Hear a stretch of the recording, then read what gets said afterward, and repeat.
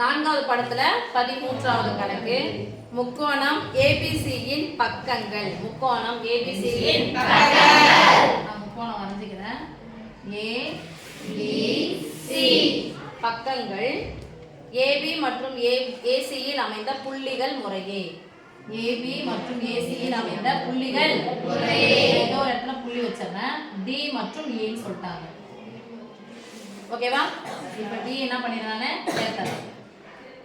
Okay.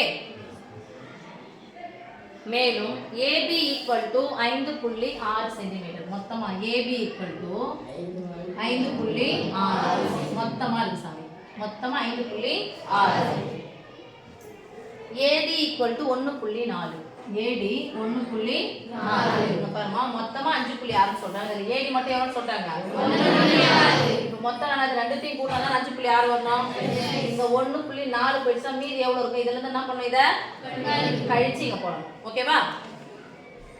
அடுத்து AC = 7.2. AC இது ஃபுல்லா 7.2 சென்டிமீட்டர். இது மொத்த நீளம் 7.2 சென்டிமீட்டர். மற்றும் AE = 1.8. AE 1.8.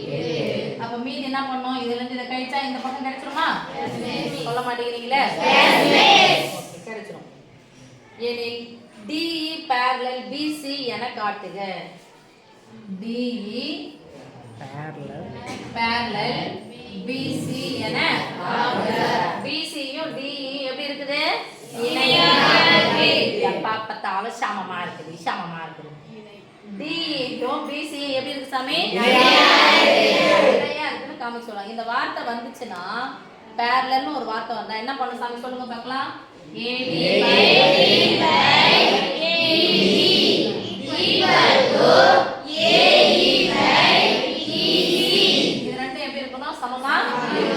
இப்ப பாருங்க AD எனக்கு கொடுத்துட்டாங்க. ஆனா DB எனக்கு தெரியுமாண்ணா? தெரியாது. இப்போ என்ன பண்ணனும்? மொத்த பகுதியில இருந்து இத கழிக்கலாமா?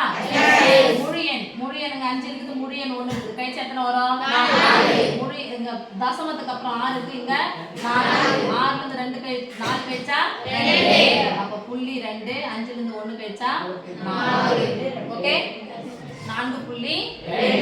இப்போ இங்க பாருங்க 7.2ல இருந்து 1.8 கழிக்கணும். 7.2ல இருந்து 1.8 கழிக்கணும். 2ல இருந்து 8 நீங்காது. இடமாற்றம் செஞ்சா 7ல இருந்து 1 கூட்டா என்ன ஆயிடும்? 12. இங்க என்ன ஆயிடும்? 6. 12ல இருந்து 8 நீங்கனா எத்தனை? 4. என்ன வைக்கணும்? 6ல இருந்து 1 நீங்கனா எத்தனை? 5. அப்ப இங்க என்ன சாமி இருக்குது? 5.4. இப்போ 4 சென்டிமீட்டர். 5.4 சென்டிமீட்டர். நம்ம வந்து பாத்துலாமா? AD னுடைய மதிப்பு என்னது? 1.4. இதனுடைய மதிப்பு என்னது? 4.2 = A இன் மதிப்பு என்னது? 1.8. நீங்க 5.4. ஒரு ஸ்தானம் தள்ளி தான் புள்ளி இருக்குது. சோ பிரச்சனை நமக்கு இல்ல. நீங்க 10ஆல பெருக்கணும் அதெல்லாம் தேவையே. ஓகேவா? 18ஆம் வாய்ப்பாடு பாத்துக்கோ. சாரி 14ஆம் வாய்ப்பாடு.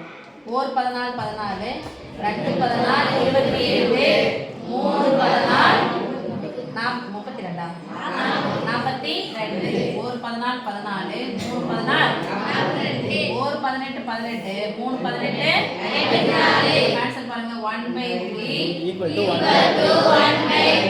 ரெண்டு சமமா வந்துச்சா?